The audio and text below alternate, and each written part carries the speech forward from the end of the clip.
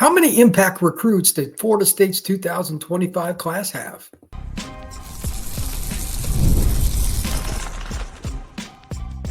You are Locked On Seminoles, your daily podcast on the Florida State Seminoles. Part of the Locked On Podcast Network, your team every day. Welcome back into Locked On Seminoles. I am your host, Brian Smith, longtime recruiting analyst and college football writer. Thank you for making Locked On Seminoles your first listen each and every day. I truly appreciate you stopping in to talk some Noles with me. Today's show is brought to you by FanDuel. Now new customers can place a $5 bet and get started with $150 in bonus bets if you win your first $5 bet. Visit FanDuel.com to get started.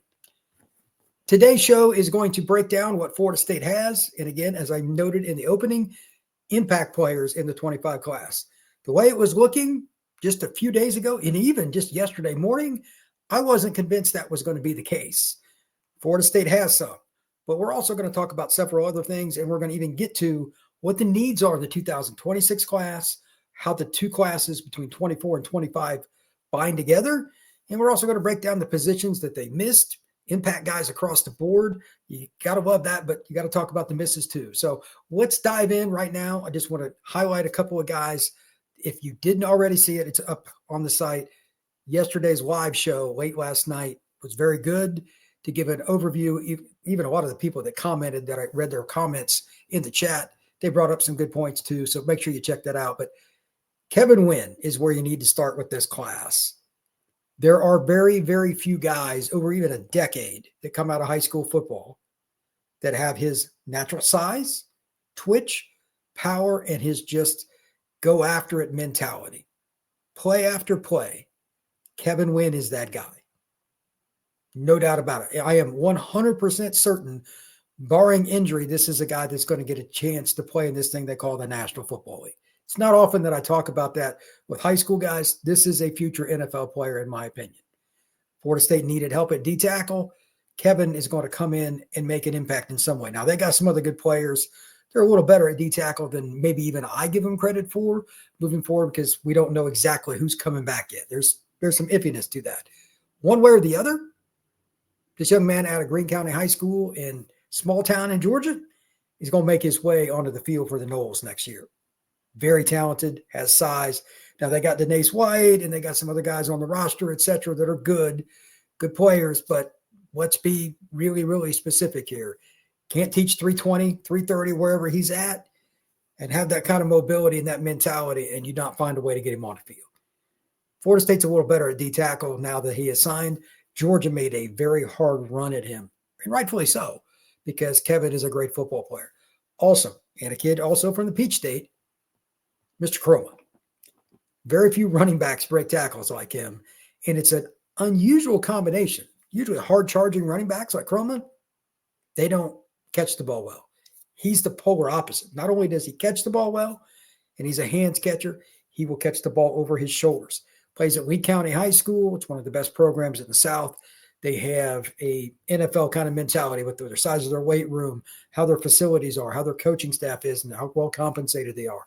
He will walk into Florida State knowing what it's like to be the feature player for 3 years at an elite program, being the guy that carried the water for him, and quite frankly, was the show. He's also, ironically, Cam Davis's good buddy. They grew up pretty close to each other. So Cam actually tweeted something that I retweeted on X about them growing up as a photo. I don't know how he found it or if his mom had it, but when they were much younger, standing next to each other, it was pretty cool. So that was kind of a cool photo. And Kromah's a great guy. I think he will fit into the Noles locker room very, very well. He's 200 pounds, give or take. And again, I know Florida State is not hurting at running back per se. You got Cam, you got Mekhi Danzy in the last class. Now you have Kromah. So for a three-player combination, that is very, very good. But you also have some other guys coming back. Don't forget about Jalen Lucas. I don't know how they're going to use him. He missed much of this past season, but he's a good player. I think they're going to probably have a chance. Maybe I've heard Rodell might be back. I don't know the circumstances with that. Tofili is gone, but there's going to be a role in some capacity, however it works out. Sam Singleton is a good player too. They've got running backs, but Kromah is good enough. He's going to help you. And much like this season, you have guys that are banged up in and out of the lineup. Keziah got hurt for a while. Cam was out for a while. Running back is a place where attrition takes its toll. So there's going to be a spot next year where Kromah gets some carries. I think Florida State fans are really going to like how hard he plays. Much like Kevin Wynn, he gives everything, man. He goes all out. And out of this class, I think they are the two that are no doubt in my mind NFL players. Not only impact, but they're guys that are going to end up in the NFL, barring injury. Obviously, you always got to throw that caveat in. Looking at the class overall and some of the other guys that have a chance, I don't normally mention offensive linemen as really good bets to make the NFL. It's a really hard spot to project. Character, athleticism, paying attention to your craft and really wanting to get better each day, those three things embody Mario Nash Jr. Now, I did a pod with Mario as he came on this show a long time ago, and we discussed what it was like being recruited and all the options, but this was before the coaching changes. And I knew he was pretty tight with some of the coaches at FSU, in particular, a certain O-line coach who's no longer a part of the program. That's hard to overcome. So first off, tip of the cap to the Noles staff for getting him. Two, all those traits in that athleticism, 6'4", 6'5", 285 pounds, very athletic. He'll weigh 300, 305 pounds by probably next fall. He's going to be in Florida State's strength and conditioning program. It won't be that hard to get at least the other 10 pounds conservatively. I think he will play next year. Now, what I'm about to say, I hope does not come to fruition, which is going to sound weird, but I would not be shocked if he was Florida State's opening day left tackle in 2025. Florida State is not in a good spot on the offensive line, and I know that's not some kind of special statement, but they may need him to play. Worst case scenario, I think he will play right tackle or right guard. Or something. I have a really good feeling that he's going to play a lot. Maybe he rotates in. There's different ways to do it, but you can't teach the feet, can't teach the natural size. And again, Nash is an impact player because of what's between the ears. He's a really focused kid, blue collar. He fits Florida State through and through. I think he's a great kid. I'm personally rooting for him just because he's such a nice guy.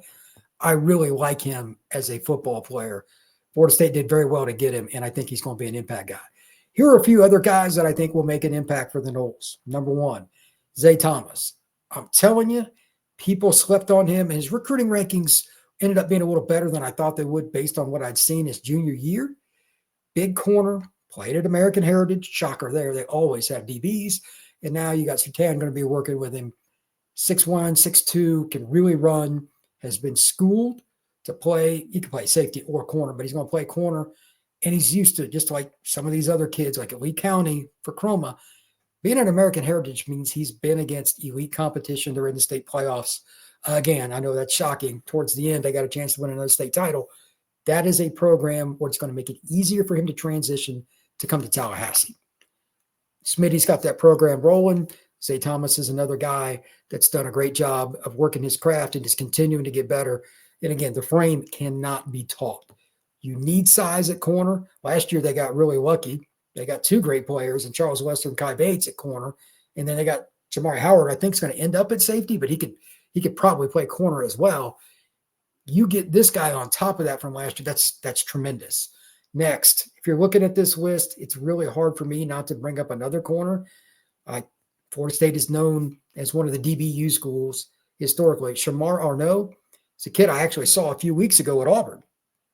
Committed to Southern Cal, flipped to Auburn, and then on signing day, the Noles get Arnaud, big-time player out of Carrollton, yet another player from an elite program. That's where Juju Lewis, the kid that's quarterback that is signed with Dion at Colorado, is from. Kid that's been really good in camps. He's a guy that is not going to be coming in too small. He's over 185 pounds now. Really athletic, twitchy, long-armed. He's probably, in terms of his build, a lot like, I would say, Charles Wester from last year. Very similar. And he could probably play receiver. He could probably play free safety, whatever you want to know. He could do any of those. But a very highly recruited player. Auburn really wanted to keep him. They did not. Florida State will be the beneficiary. Next, under the radar guy. Now, I'm not saying he's going to play first and 10, but two things here. Number one, special teams matter. Number two, Florida State's not exactly killing it at linebacker right now. I thought they needed at minimum 3 linebackers in this class. They got 1. Secondarily, how many guys are they going to lose in the portal? We don't know yet. So there's a little caveat to this, my projection, because it's on one day after signing day, and the portal doesn't open until the 9th of December. But I'm telling you right now, Ethan Pritchard out of Seminole High School, just a little bit north of Orlando, is a dog. He was a dog when I saw him as a freshman in high school. And actually, Norvell talked about this on his signing day press conference. It's ironic because I went and saw him too at that point. That's a kid that is going to just, wherever you need me to play, I'm cool with it. Ethan can play will. He might be a guy that plays that overhang linebacker spot, and he's certainly a guy that will get after on. I guarantee you he will make an impact next year on special teams. No fear. Downhill with authority, that is Pritchard. He is a very, very good football player. He's underrated in the recruiting rankings too. Two more guys here to kind of start off with. They're talking about Amari playing both ways next year, the freshman tight end. Now, he was a D end at the Benjamin School down in South Florida, as well as a flex tight end in high school. I don't know if he's really going to play both ways, but they're at least going to try it out in the spring. With that, Chase Lofton has an additional opportunity to come in and play. He's a young man out of the greater Omaha, Nebraska area. He's got really good skills, and I honestly think he's more like a receiver right now. He needs to add some weight to be considered a flex tight end. I consider him a big receiver. Really good player. And then finally, Javon Boggs. No doubt he has tremendous hands. Kid out of Cocoa, put up massive numbers, played with Brady Hart, the kid that just reclassed and signed with Texas A&M. That is a very good football player. Florida State got him at the 11th hour too. Those are the guys I think that have the best chance to be impact players. Now, I might have missed on one or two because it's hard, but those are the kids that I think that have the best chance. When we come back, we're going to continue on. We're going to talk about some of the recruiting misses here on Locked On Seminoles. Get ready to tackle NFL action with FanDuel, America's #1 sportsbook. Right now, new customers can bet $5 and get $150 in bonus bets if you win. The FanDuel Sportsbook app gives you everything you need to place live bets on the NFL all in one place. So when you get a hunch in the middle of a game, you can check out the latest stats, play-by-play, and so much more on the same page where you place your bets. Visit FanDuel.com to join today. You'll get started with $150 in bonus bets if you win your first $5 bet. FanDuel.com. Never waste a hunch and make every moment more with FanDuel, an official sportsbook partner of the NFL. So Florida State actually did a nice job getting more impact players than I thought, because I only thought they were going to get 12 to 14 players. So first off, again, tip of the cap, but there are still misses. When you have a 2-10 season, hey, it is what it is. These are the spots that I'm like, okay, what's the problem? And then how do you help fix that? We'll talk about the portal. I'm going to have a show actually later tonight. And again, thank you for checking out Locked On Seminoles. Appreciate you stopping in each and every day. But they're going to have to hit the portal. How much? That's what this part of the show is going to be about. Number one is obviously offensive line. They only got 2 guys. So that's a problem. I really, as I noted a few minutes ago, love the upside of Mario Nash. I'm probably as high on him or higher than anybody else in the country. But there's a reason he had a ton of SEC offers. Okay, he's a very good football player. That being the case, numbers matter. What are the 3 most difficult positions to project in football? Quarterback, O-line, tight end.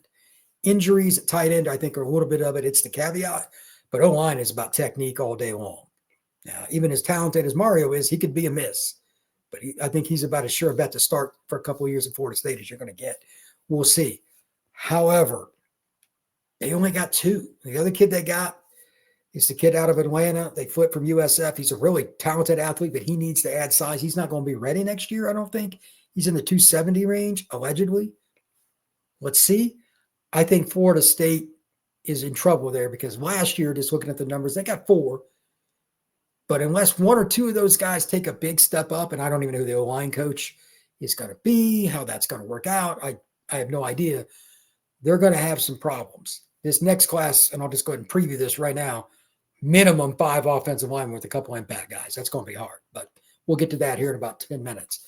The biggest point, you can't ever have classes with 2 O-linemen. That's just a no-can-do. You got 6 over 2 years. You want about 15 on your roster, and you want to do as much as you can, as it's been proven now. While Florida State can be really good with the portal, they can be really low. There's too much up and down with it. You need to build through the high school ranks. I was just listening to the Cover 3 podcast, and Bud Elliott was talking about his signing day thing, and he mentioned that. He mentioned Florida State, too much portal. He's right. Bud's a Florida State grad.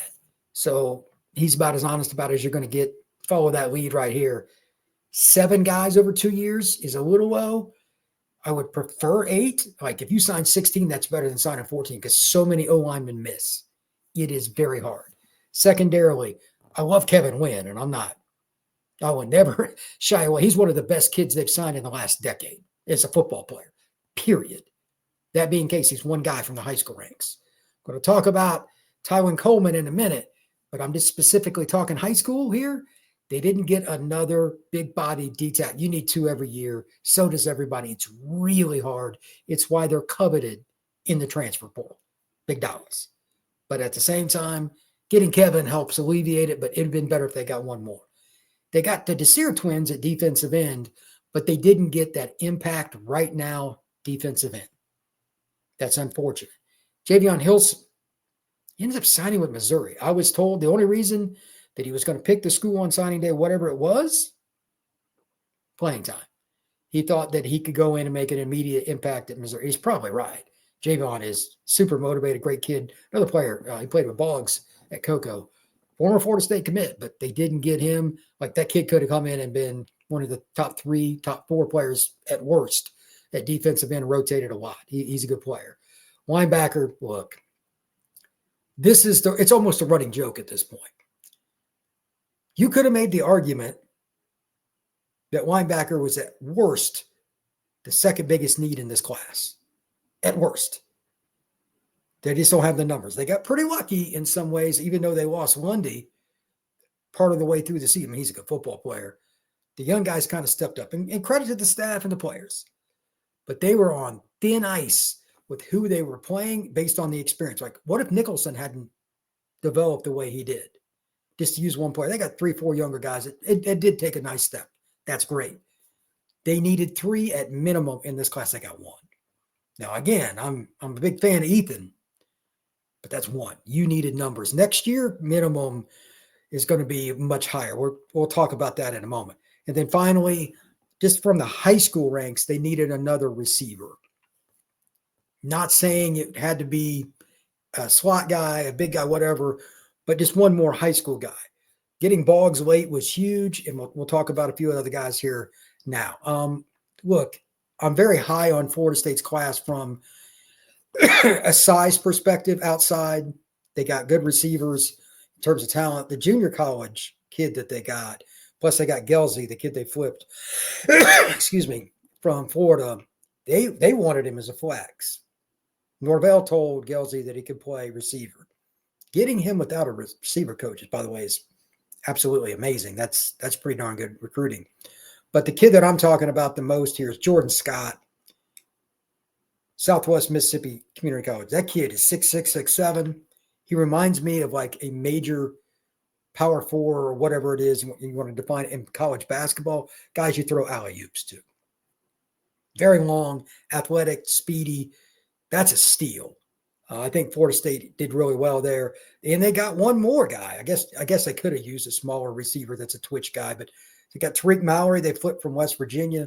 The only thing, and I mentioned this on yesterday's show, he didn't play against great competition, but he went to Cheshire Academy. Well coached. It's a boarding school in Connecticut. They're always good. They run it like a college program. So he was murdering people, but the competition was truly bad. 6'4", 6'5", 190 pounds. Is he an impact guy? I don't think so, but he has the athleticism to make some moves down the road. If that's one of your extra guys in a class, you did pretty good considering where Florida State was. I think that's a really good sign. Overall in the class too, don't forget about the fact they got a kicker. A lot of teams like Notre Dame right now, they've made like 3 out of their last 11 kicks. That might cost them in the playoff. Having a kicker matters. Florida State got a good one in Roos. He's a kid out of Venice. I think that's very important. The DB class, they got Max Redmond. They kept him. They could have lost him to Mississippi State. You got Sperry late. Tyeland Coleman, the defensive tackle out of the junior college ranks, really good football player. So they did miss. I know I'm talking about misses, but they swung and hit home runs at the very end. They got pretty fortunate. They got 4 or 5 more guys minimum than I thought they were going to get. It's truly amazing. And then finally, before we go in and talk about the 2026, I do want to talk about the Desir twins. Kids out of New Orleans in that area, like they have a different motor from my personal experience. I think after a redshirt year, you could see them be pretty darn good.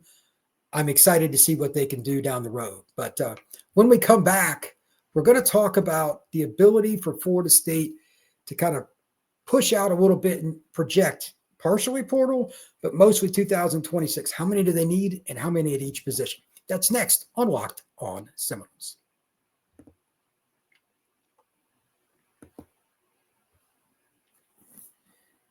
What would your projection be for the Seminoles in the transfer portal? Right now, and this is what I said 2 months ago, give or take 18, 20 guys, something like that. But I also at that point thought, well, they're going to sign like 12, 14, maybe 15 kids.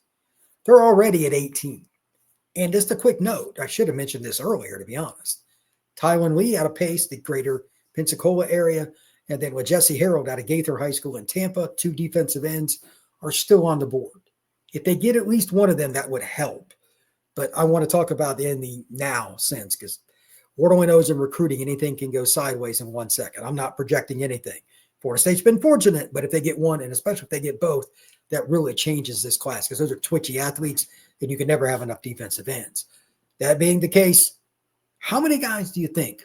Comment, leave your thoughts on YouTube if you're watching there. What is it? Is it 20 guys overall? Is it 15? Where do you think they fall? I'm still going to say 20 because of 2 reasons. One, I think part of the roster is going to kind of move on. And Norvell even talked about this. I'll give him credit. Somebody said something about like players coming back. What are you going to do with guys that haven't really contributed this and that? And he broke it down real simple. He says, if I see something in them, if they put in the effort and we think they can, that's cool. But if you haven't, he goes, you're not going to be here. He did not mince words. Like his attitude has changed. And I get, again, all the credit in the world to Norvell. Sometimes you got to make harsh realities with kids and tell them like, look, I'm not going to bring you back because you're not putting in the effort. We're giving you a free opportunity to get an education, get some football coaching, and there's some NIL here too. You're not giving us the other end of the bargain. Bye-bye. That's part of football now. I don't really like it, but I understand. And so should all Florida State fans. This is a business.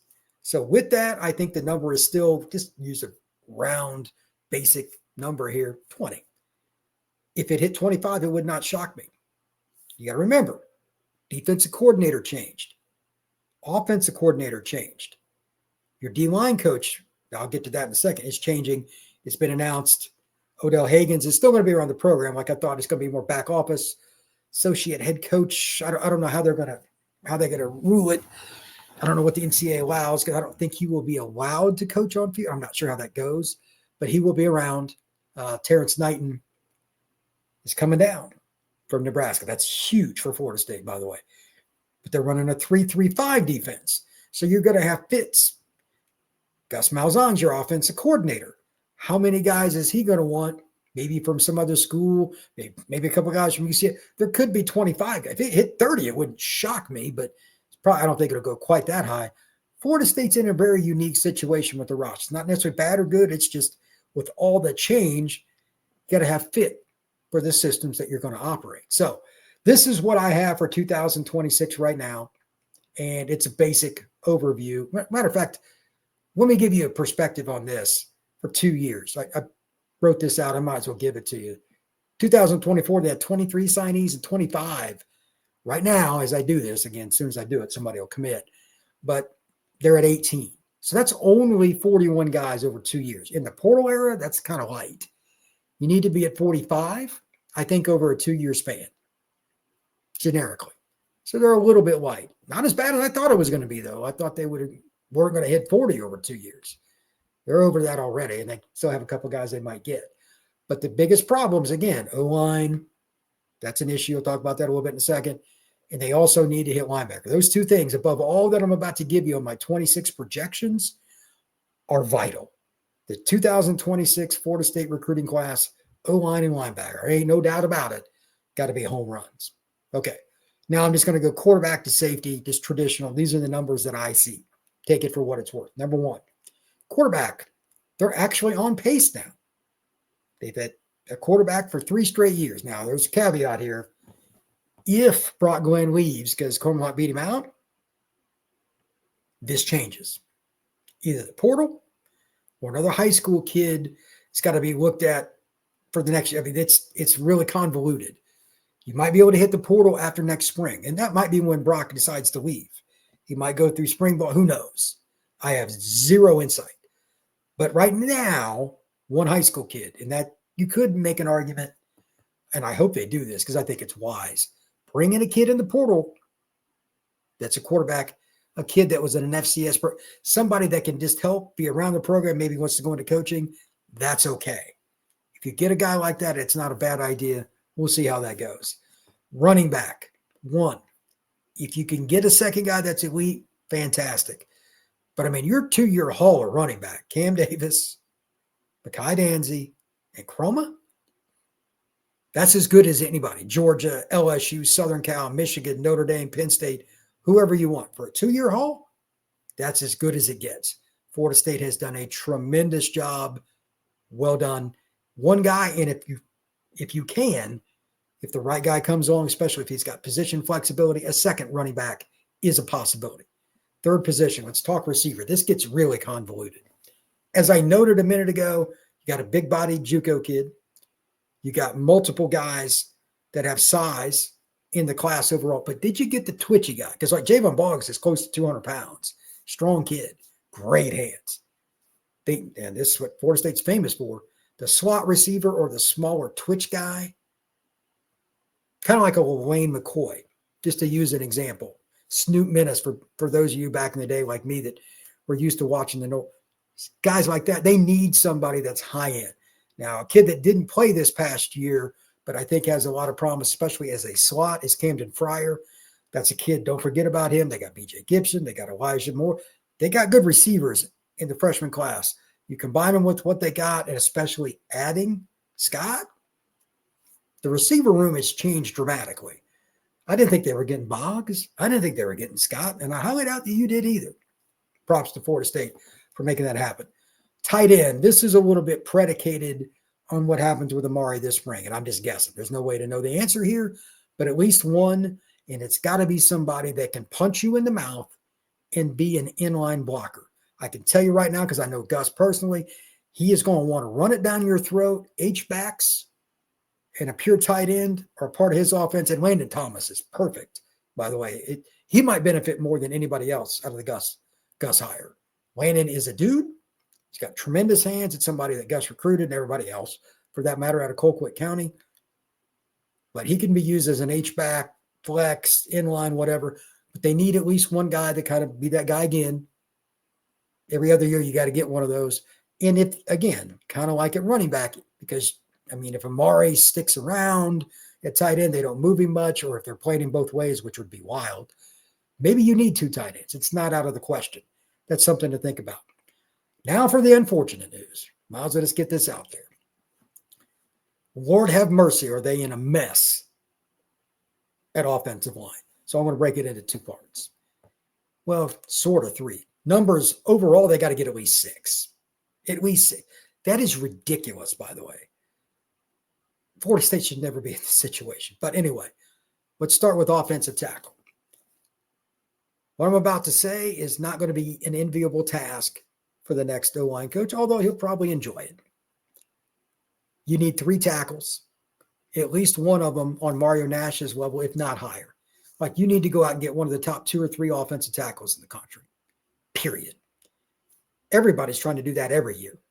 To give you an example, the 2024 class for Georgia had 6 kids. Like, every kid in that class was 320 and up, and they had like 4 tackles. You can never have enough of them.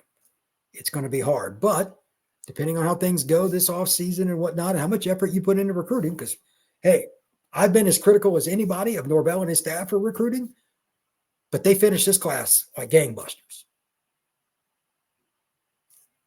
They did. They earned it. Props. There's nothing wrong with finding a way to make it happen at the end. I'm down with that. to that point, again, at least one of these kids got to be able to, I hate saying this, to possibly play as a freshman. That's just where you are as a program. And I'm not saying this is taking away from the portal, because I expect after the next season, one or two more guys probably to be brought in again. After next year, if you can get 6 guys and a few of the current freshmen are decent, you got to see how the development works. You can get back to a normal level of signing 4 a year and you're cool. But Florida State needs 6 right now. You got to get 1 pure center. It'd be great. A couple of interior guys is traditional. 3 tackles. Florida State is not in a good spot there. That needs to change post haste. Defensive line, they're in a decent spot now. 2 tackles, 2 ends. I do want to bring up something, and maybe I've been positioned a little differently, but with Tyeland Coleman, I really liked his film. I mean, I really did. Super effort. And honestly, he plays a lot like Kevin Wynn in that he is not going to be denied. His effort level is great. Love that about him. 2 tackles, 2 ends.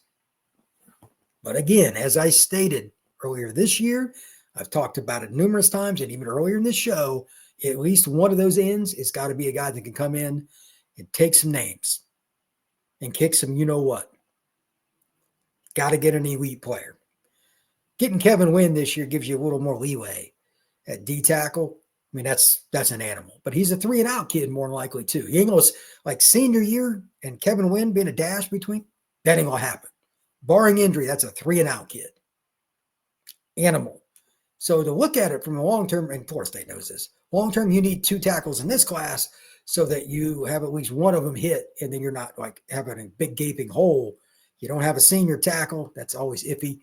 If you don't have any good juniors either, that's a problem. So kind of a sneaky need next year is 2 good defensive tackles, not only to get you back on track, but if Kevin is as good as we think he can be, and I've not talked to anybody that didn't really love his film, he's gone, you're able to alleviate that problem. Linebacker, here's the other disaster. You got 1 in a year that you needed minimum 3, probably 4 or 5. You got to get 5 next year. And if you want to look at it this way, and I'll talk about it in a second, if you signed an extra big safety, by all means. Hybrid guys, somebody that could eventually grow into a wheel. Florida State's done that for 35 years. Why not? Probably longer, actually. But you have to find a way to hit the home run there. Now, I like Jamari Howard and some of the guys they have. Kai Bates could play safety.